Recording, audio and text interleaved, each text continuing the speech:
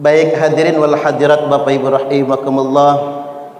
Tadi Bu Umi sampaikan, Ustadz tolong dibahas pembebasan neraka di 10 hari yang terakhir bulan Ramadan. Keren juga ini. Ternyata Bu Umi ini diam-diam ustazah juga ya. Jadi memang Rasulullah sallallahu alaihi wasallam telah bersabda, Ramadan itu awwaluhu rahmatun wa awsatuhu maghfirah wa akhiruhu itqum minan nar.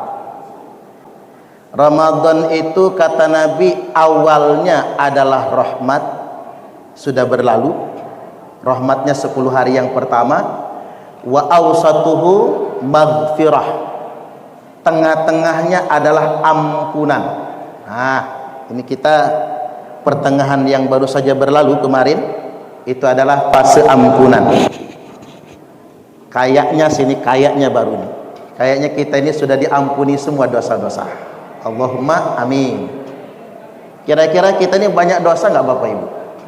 Banyak ya. Apalagi yang gemuk-gemuk, banyak betul dosanya. Waduh, di sana Pak ya, di sana lokasinya. Walaupun yang kurus jangan bangga dulu. Jangan-jangan yang kurus lebih banyak lagi dosanya. Kurus bukan karena nggak makan, tapi karena keberatan dosa, cungkring badannya. Jadi wa awsatuhu maghfirah. Di paruh yang kedua atau di setengah yang kedua bulan suci Ramadan, dosa-dosa diampuni. Wa akhiruhu itqun minad nar. Dan akhir Ramadan, hari ini hingga yang akan datang, adalah pembebasan dari api neraka. Diponis bebas dari api neraka. Ini artinya Bapak Ibu, berita gembira dari Nabi. Kita yang puasa di bulan Ramadan ini mudah-mudahan tidak akan masuk neraka. Allahumma amin. Mudah-mudahan kita masuk surga. Ada yang nanya, Ustaz, di surga itu kira-kira kita ketemu lagi enggak ya? Ya iya dong Pak. Di surga itu nanti kita ketemu, ada Rioni di sana. Di situ tertulis Rioni PWI Lampung. Wah. Nanti ketua Dewan Kehormatan sama ketua PWI yang menyambut. Sama Pak Wakapolda juga tentunya. Sama Bu Kabid Humas juga. Kumpul kita di sana, ba'duhum ala ba'din yatasa'adun.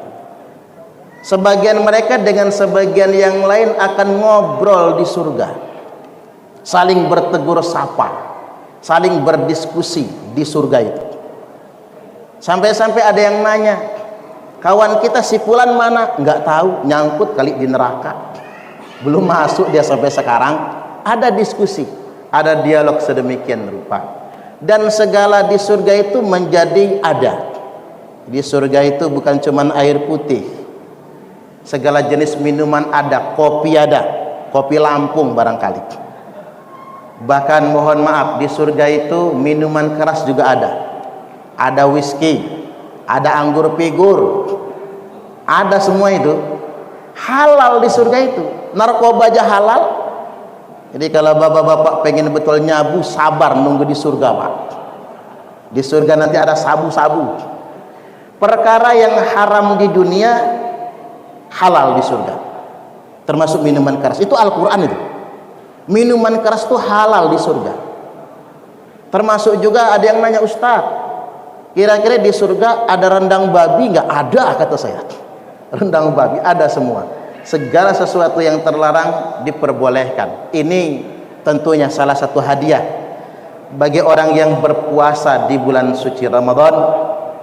Dan ada satu pintu buat orang yang berpuasa, yakni babur rayyan, pintu ar-rayyan, pintu untuk orang yang puasa Ramadan. Begitu masuk lewat pintu babur rayyan, bapak-bapak sudah disambut 70 bidadari yang bermata jeli, mapas. Bidadari ini satu bapak-bapak dapat 70. Makanya bapak-bapak yang nggak bisa poligami tapi pengen ini ya, pengen tapi karena takut istri, pengen tapi karena dinasnya nggak boleh, sabar, di surga nanti poligami 70 bidadari, dan bidadarinya selalu perawan, walaupun kepake terus. Itu luar biasa, ini sungguh luar biasa Pak Wakapolda. Jadi Allah itu tahu betul ya isi pikiran bapak-bapak itu, makanya dijanjikan sedemikian rupa, innallaha la yukhliful mi'ad, sesungguhnya Allah tidak akan pernah mengingkari, menyelisihi janjinya. Tinggal pilihan bagi kita adalah istiqomah menjaga puasa Ramadan kita semua. Syahrul Ramadan syahrun kataballahu alaikum siyamah, bulan suci Ramadan adalah bulan yang diwajibkan atas kalian semua berpuasa. Wa sanangtu lakum qiyamah, dan aku sunnahkan untuk kalian semua salat pada malam harinya, yakni tarawih maksudnya. Faman shamahu, maka barang siapa yang menjaga puasa, wa qamahu, dan berusaha mengerjakan salat tarawih imanan, dengan penuh keimanan, wahtisaban, dan mengharapkan ridha Allah semata, kharaja min dunubihi, dikeluarkan semua dosa-dosanya, kayaumi waladathu ummuh, dia akan kembali seperti hari saat ia dilahirkan dari perut ibunya.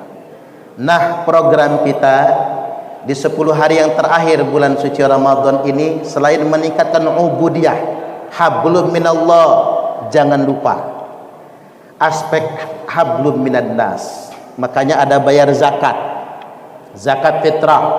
Makanya hari ini Polda Lampung bersama wartawan selampung perwakilan nyantun anak yatim. Ini yang terkadang terabaikan oleh kita, seolah-olah kalau nyantun anak yatim itu hanya bulan Muharram. Tidak, bagusnya rutin, ada rutinitas tertentu, khususnya di akhir Ramadan.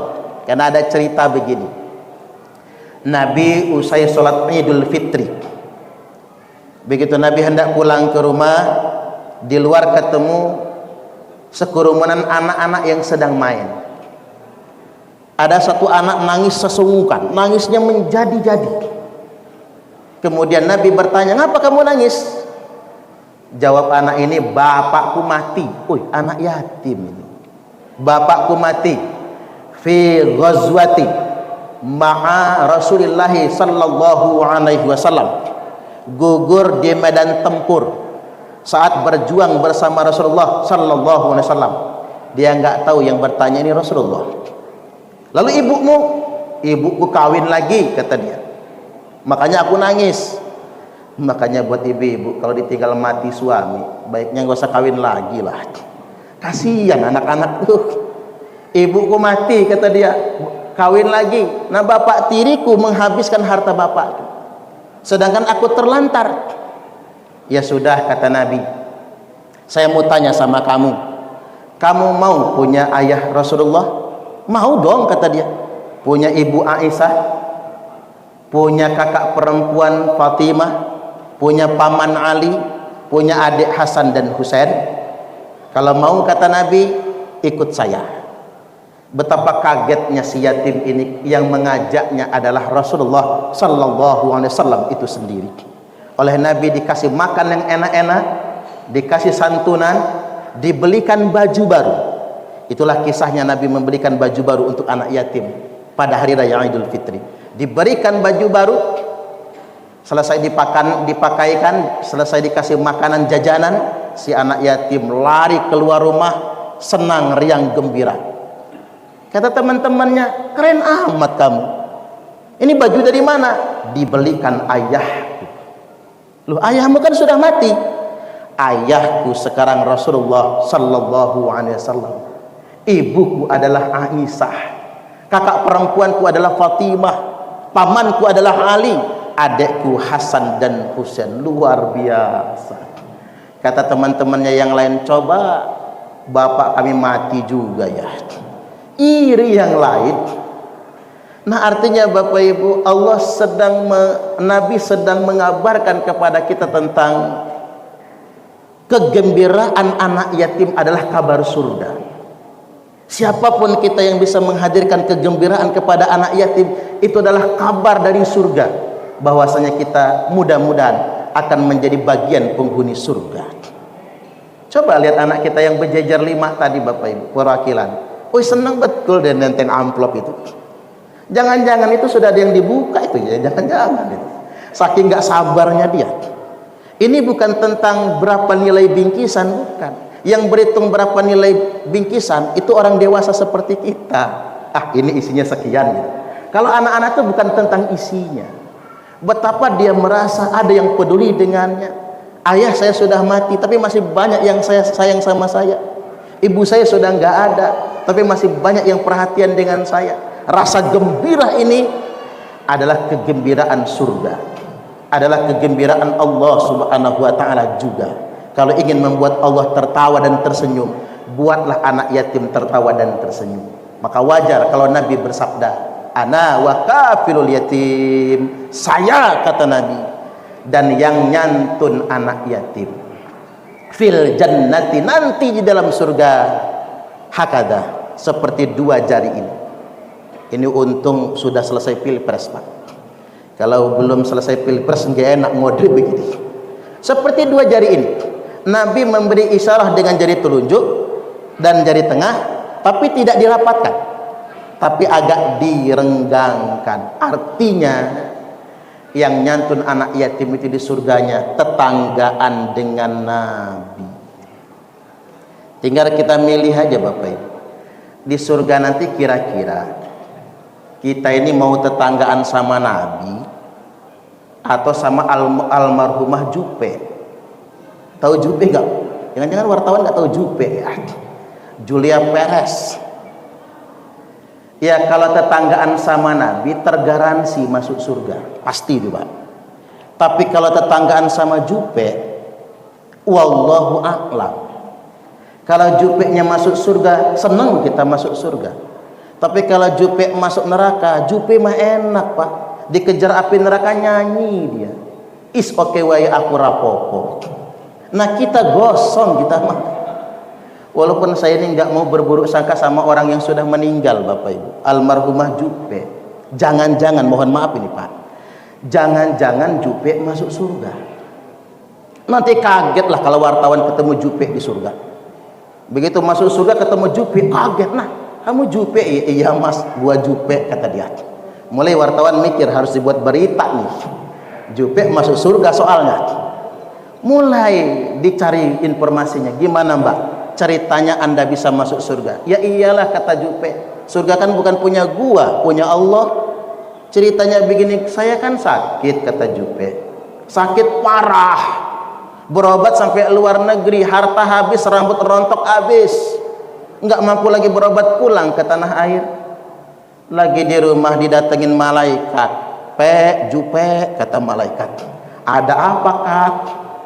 Lu sekarang lagi sakit parah nih, kalau lu mati sekarang sakitmu menghapus semua dosamu, karena sakitmu adalah kafarat, kamu mati tanpa dosa sama sekali. Jadi begitu Bapak Ibu, sakit itu menghapus dosa. Jangankan kanker kayak Jupe, pening pala saja menghapus dosa-dosa 40 hari 40 malam.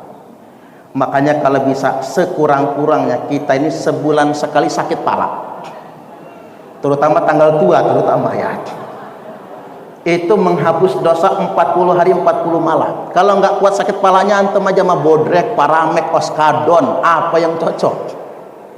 Artinya sakit pala saja menghapus dosa 40 hari 40 malam, apalagi yang kayak Jupe. Maka kata Jupe, kata malaikat, kalau lu mati sekarang nih, dosamu habis. Tapi kalau kamu panjang umur, kamu ketemu lagi sama Gaston Castanyo, nggak ada jaminan kamu dosanya diampuni.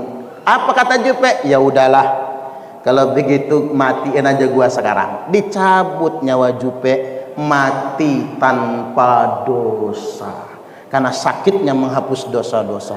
Sampai di surga ketemulah dengan Ketua Dewan Kehormatan PWI Lampung. Nah, ini Bang Iskandar Zulkarnain kata juga. Oh, ternyata udah kenalan taunya ya. Sudah lama akrab. Jadi begitulah suasana di surga itu. Makanya saya ini paling pantang Bapak Ibu dengan truth claim. Klaim merasa paling benar.